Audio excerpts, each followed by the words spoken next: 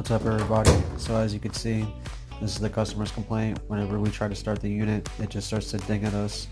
So here's the model and serial number. It's a DLE7100W. You're going to want to go ahead and use a putty knife to get into this top plate assembly. Push inwards and upwards, and that top plate will just come right up.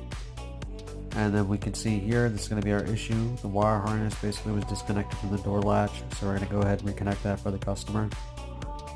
Just like that. And now we can go ahead and put this top plate down.